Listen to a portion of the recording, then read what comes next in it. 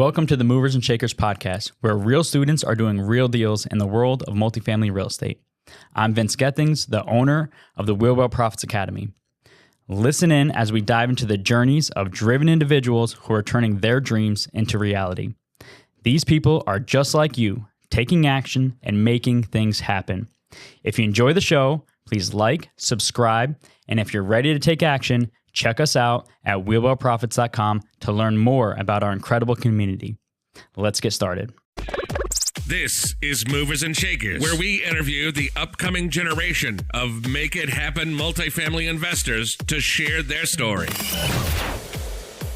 Welcome to the Movers and Shakers podcast. My name is Gino Barbara, co-founder of Jake and Gino, multifamily investor, educator, father, mentor, and I'm joined by my co-host Joshua Ryan Rusin, the community director of Jake and Gino. Josh, how you doing today? Gino, man, I'm excited. It's warming up a little bit here in Florida, enough to wear short sleeves and shorts. So that's what's exciting for me, man. Gino, what's going on in your world? There's so many things going on, Josh, right now. You know, the studio situation, the lighting and everything going crazy. Other than that, we're closing deals. We're doing a lot of small deals. You know, we just closed on a 25 unit. We're closing on a 21 unit in a couple of weeks. We've got a 40 unit and an 18 unit on the contract right now. So it's busy on the front, and we're also looking at developing. We bought a couple pieces of land as well. So there are deals out there, everybody. And that's what's encouraging by this market. So we'll see where it goes. Love it. What I'm excited for is today's guest. Today we have Ryan Johnson. He's a practicing nurse anesthetist, but has been investing in real estate since 2017. His experience includes land acquisitions, fix and flips, and small multifamily development. In 2020, he shifted his focus to acquiring and operating commercial multifamily assets. He has invested in 138 units as a general partner and 228 units as a limited partner. He also has 6 units in the development pipeline for his personal portfolio. Without further ado, welcome to the show, Ryan. Gino, Josh, thanks for having me, guys. It's an honor to be here. Kind of hindsight's 2020 is like I joined the community a year ago in February of 2021, and it's February 2022, and I'm on a podcast with you guys. So that's pretty cool. You know what's awesome? I remember when you joined, I got on my first call, and you are a very visual person, and a lot of the students want to know, how am I going to get there? What's my next thing? I'm looking at deals, and you had a lot of different things going on, and you're a very high-level individual. And I remember there's so many different ways to get into it, and I remember you doing these like little deals, the 6 units and all. What attracted you to going bigger and just taking and pivoting that course and I guess trusting the process? You know, ultimately, like I realized the scalability and like larger assets, that was definitely attractive. And, you know, I realized that I didn't want to just own, you know, I could have continued to buy smaller deals or build smaller deals. And I still do development in some smaller deals, but, you know, I wanted to build a company, right? And a company kind of almost like your company, where your company owns the assets, your company owns an investor database, your company owns a property management company. So you could almost have like a multifaceted real estate investment firm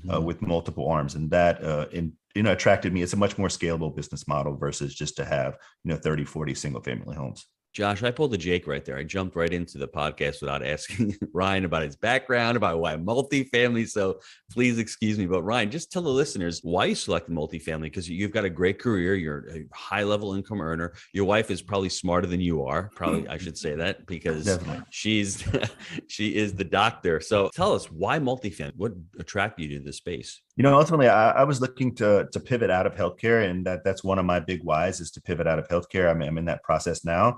And, just in general, I like working with partners. I like managing projects. I like working to try to improve business systems. And, there's some of that in healthcare, but not a lot of that at my level, what I was doing. And, I just, just real estate in general, a lot of to me, it's a much more straightforward pathway to build wealth in real estate. And, I'm shooting to take advantages of like the tax advantages of real estate, especially. So my wife would be the earned income person, and I would be, the asset accumulator and, tax deduction person. And what did your wife say when you told her, I really want to get into real estate full time? She's supportive. Obviously, there are some questions there when you're going to plan, okay, I'm going to take a major salary hit and this is my plan. But, she ultimately trusts me. So she's very supportive. What about the people in your inner circle, friends, family members, coworkers? What was their initial reaction? I still get a lot of people like, oh, you're crazy. Or like, why? Like, what? You have such a great gig. You work so hard to do it. And, but, I kind of feel like, hey, that's just what I want to do. And it's a very great story starter. If I'm in the operating room and I'm saying, and I pretty much lead with real estate, in the operating room, I'm talking about doing deals in the hospital all the time. And it's very intriguing to people. Like, okay, like you're putting these people to sleep, but you're trying to not do that anymore. And you're trying to buy apartment buildings. Like, tell me more. So tell me more about that. I mean, tell me really, let's get down to the crux of why you want to get into healthcare and get into multifamily. Like what's the big why? You said why, but what is your big why? Yeah. So, I've been doing healthcare now, or in the anesthesia space. I put people to sleep for surgery. I've been doing that for 14 years now with a license. And then I trained for 3 years to do that. So 17 years total in the anesthesia space, 21 years total in the healthcare space. And about 8 years into my current career, I realized just something wasn't right. I felt like maybe there was a little bit of lack of growth. I was going to be able to achieve income growth, but that was going to be, require me trading more time for money in the hospital, working more call shifts, overnight shifts, weekend shifts. And to me, that the trade-off wasn't that great. I was like, yeah, I can make the money, but I'm sacrificing all of my time. And then I don't really even own the business, right? I'm working for someone else's business and I'm getting paid a very nice salary, but ultimately I don't want to work for someone. I want to work for myself and I want people to work for me. And another thing too with the healthcare is, we actually have almost like a pandemic inside of a pandemic, right? Healthcare workers are burnt out, especially during COVID, but even before COVID, and I was telling, who's it, Brian Briscoe recently on a podcast, there's a lot of correlations between like healthcare and the battlefield, right? You have injuries, you have people's lives that are at risk. You have to make split second decisions, and it's life or death type decisions. And, ultimately, if you have 17 years of that day in and day out and day in and day out, it can have an effect on you. And I kind of just owned it. And I was like, okay, I'm burned out from this. And I realized, I had a decision to make. I could either just suck it up and just keep, dreading it and just kind of slogging through it for the next 30 years, or I could pivot and try to get out. And that I chose the latter. So Ryan, we just did a podcast recording with Stephen Pressfield, the second one. It's on the Jake and Gino show. And I asked Stephen Pressfield the resistance. You must have felt that resistance of going into that next career. And Stephen says he thinks that everyone has that urge or that feeling. We just don't want to discuss it. And for you, it seems as if the resistance or the dream that you were looking for is owning your own business. Is that accurate to say? Because a lot of us out there have a dream, whether we want to become an artist, whether we want to create our own business. And from you, it seems as if multifamily is the perfect fit because you have a great investment vehicle. You can shelter a lot of income. You can grow and buy assets and create, generational wealth, legacy wealth for others.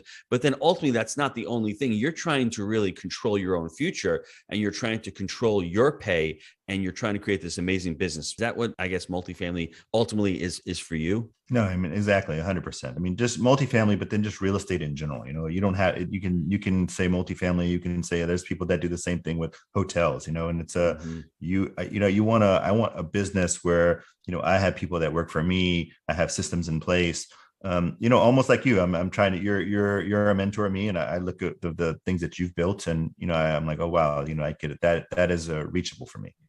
So for everyone out there who's listening to this, I challenge you. If you're stuck like Ryan was, if you're stuck like I was, if you're stuck like Josh was, just be honest with yourself. Ask yourself the question, or listen to the question I'm about to pose. If there's something you could do in life right now that you're not doing, what would that be?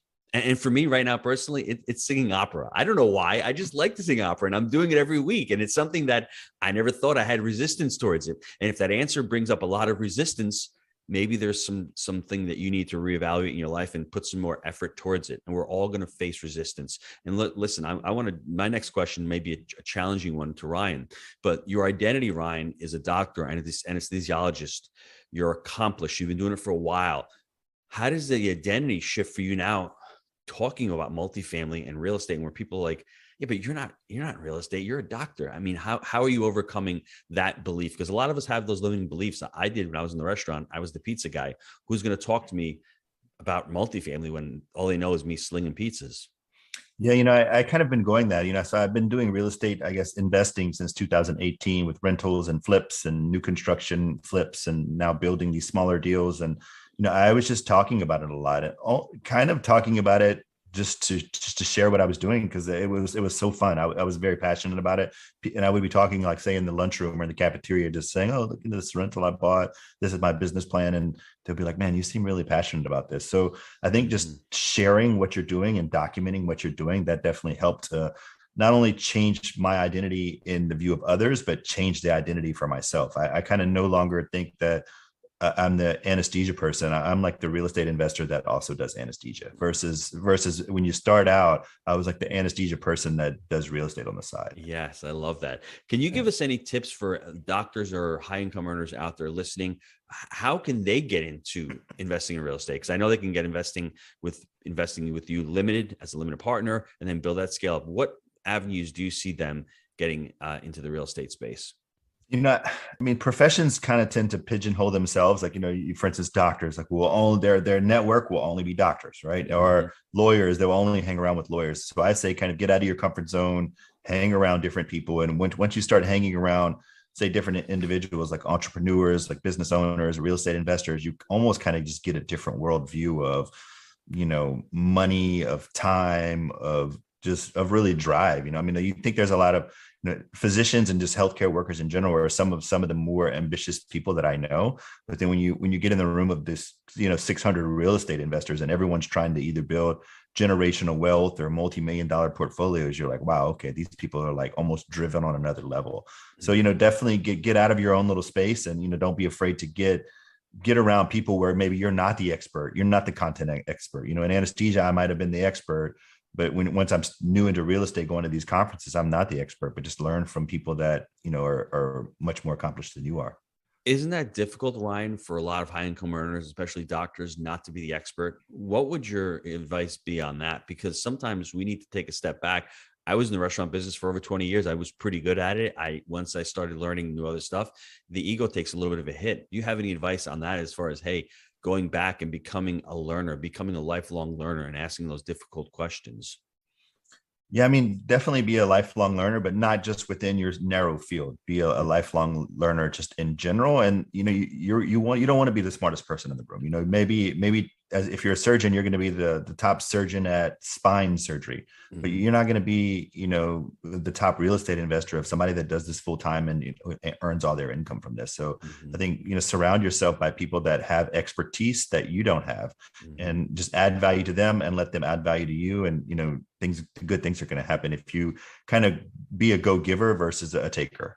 What problems were you experiencing before joining Jake and Gino? Oh, and I didn't really have much direction, honestly. I was investing in deals. I did have one partner that I was doing deals with, and I still do, smaller deals with him today.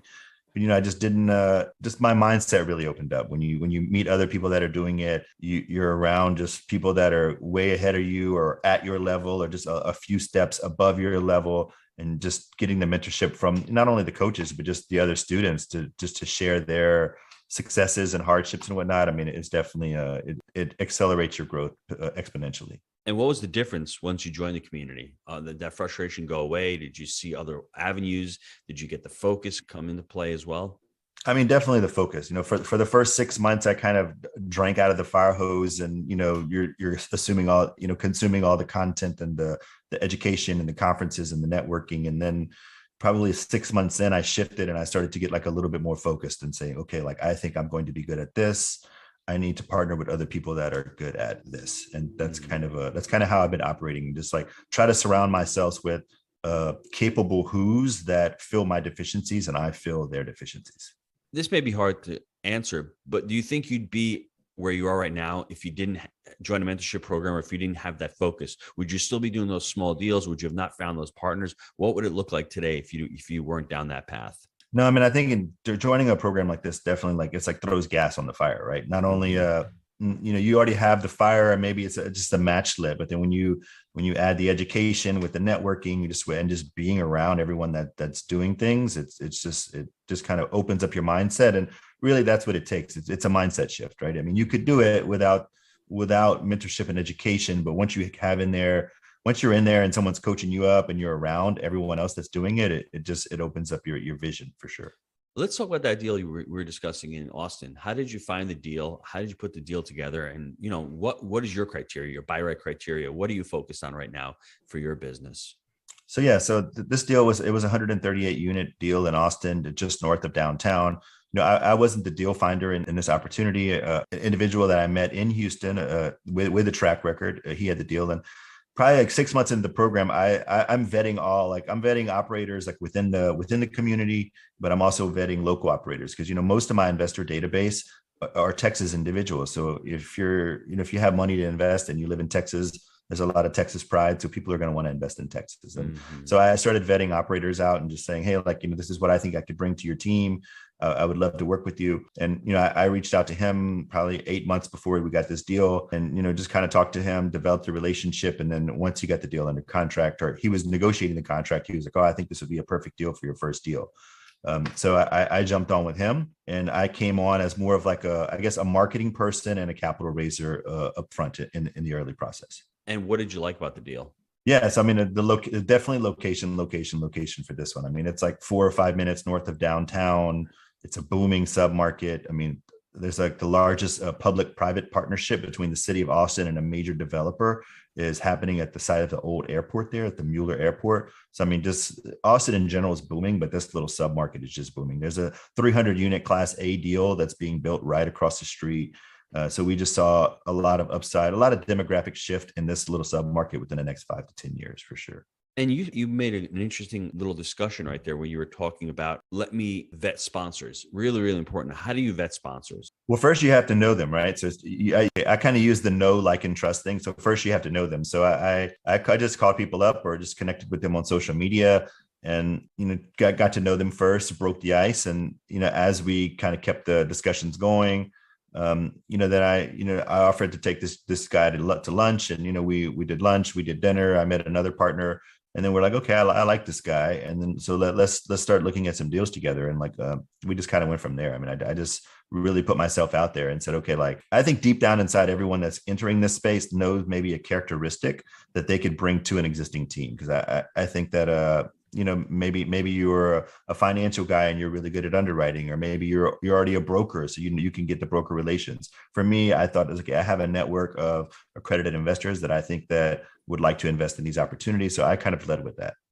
And as far as raising capital, Ryan, were you comfortable raising capital? I mean, what tips would you give to anyone starting out in multifamily on raising capital? It was my first time raising capital, and I say if you're gonna commit to say working with someone else, I say under promise and try to over deliver. Obviously, don't go in there and it's your first time saying, oh, I can raise $2 million for you, because who knows, if you can, great, you're going to be a rock star. But if you wouldn't want to tell someone that and they have that factored into their business plan and you strike out and you don't raise any money, then that's going to probably hurt the team overall. And I say just really put yourself out there. And I know a lot of people focus on the thought leadership program or thought leadership platform and the podcast and whatnot. And I think all those are extremely important. But I think what's often overlooked is I like to get real specific early and then cast a wide net. So you need to be hitting all your network, how many people do you have on your phone? If you're 40 years old, like myself, I'm sure you probably have 2,000 contacts on your phone.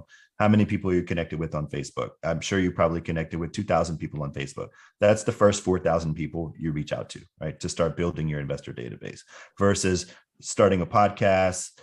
That's great, but that's going to throw a wide net. I say throw a small, narrow net first and capture your existing network first, and then start with the wider network. I love that. Do you mind if I add a couple of things to that as well? Yeah. Well, just listening from your story, I think the very first thing you need to do is you really need to educate yourself. You need to educate yourself on the space. You need to educate yourself on the sponsorships, the sponsors who you're going to be working with, or if you're doing deals by yourself, being able to have the market selected, being able to have a buy right criteria, and having your business plan. That's really first and foremost really important. And Ryan has been discussing that throughout the podcast, but I want to make that really, really clear.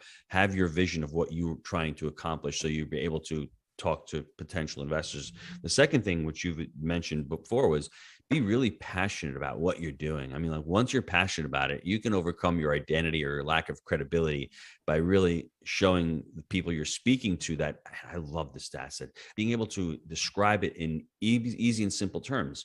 You don't have to go into pref rates on the first time. You don't have to go into waterfalls or IRRs. You just talk about the asset itself and what it's allowed you to do. I think the next thing is you said it also in the show, create your story. You've got a great story. You've been in healthcare for 13 plus years, doing it total of 20 years.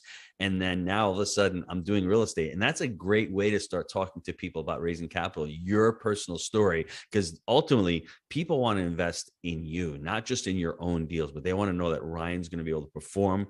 They want to know that Ryan's going to be transparent. They want to know that Ryan's going to be honest with them. And that's a great, I love the idea of not going out being a thought leader in the very beginning, but really getting intimate with your friends and family and the people that you know. And you'd be very surprised how many people that you have come in contact with over the last 10 or 15 years that is in your Rolodex, as we like to say, the old timers, they're in there. And I think that's really important. So being passionate about it. And then ultimately, like you said, just bringing value and letting them know that this is an asset class that's going to be an amazing asset class for the foreseeable future. There's a lot of demand for it. And it's something that's a physical hard asset. We can go into the inflation, you can overcome inflation. There's so many different assets, but what's really important is letting them know you personally, letting them know that you're the one who's going to be handling this investment and being really educated and being transparent. I think that's truly important. I love the answer you gave.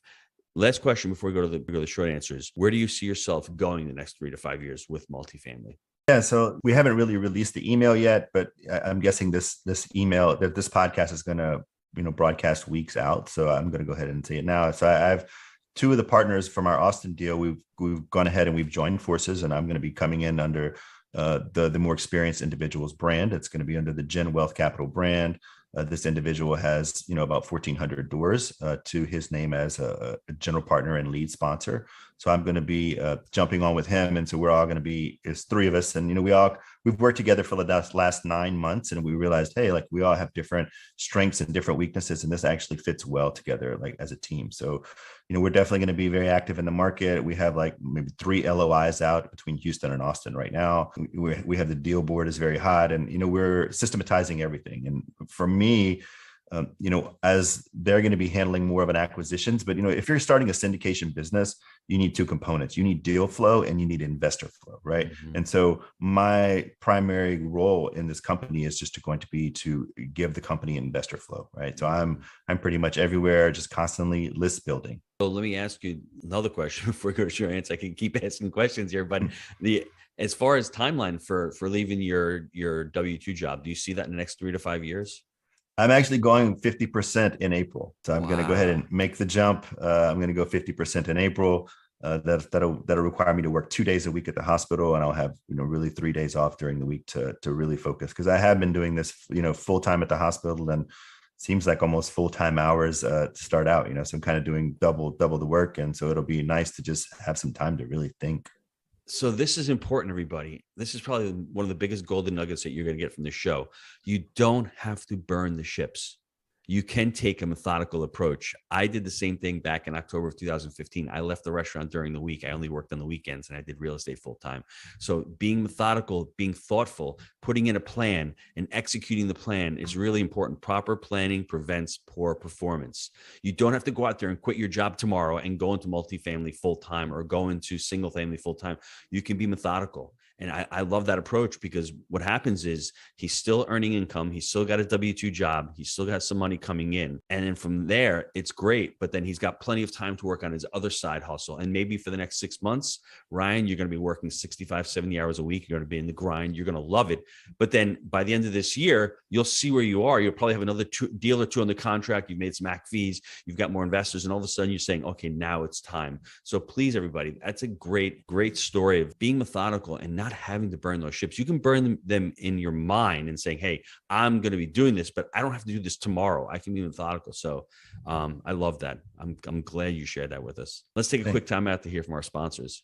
Gino, I know a lot of our listeners are wanting to take their multifamily investing business to the next level. I know that you've been hard at work helping Jake and Gino students do just that using our framework. Can you explain to the listeners how they can get our help? Guys, we've been hard at work growing our community of like-minded investors, and the results of our members has been nothing short of incredible. We're looking to grow this amazing group. What we're looking for is those who want to follow our proprietary framework that we've created: buy right, manage right, and finance right. Leverage our connections, education, and mentorship as ways to take your business to the next level. So if you're interested in finding out more about how you can become a part of our amazing community, apply to work with us at jakeandgino.com/apply. All right, Ryan, I got some short answer questions here for you. So if you could go back to 2017 version of yourself and give yourself one piece of advice, knowing what you know now when you started investing, what would that be and why?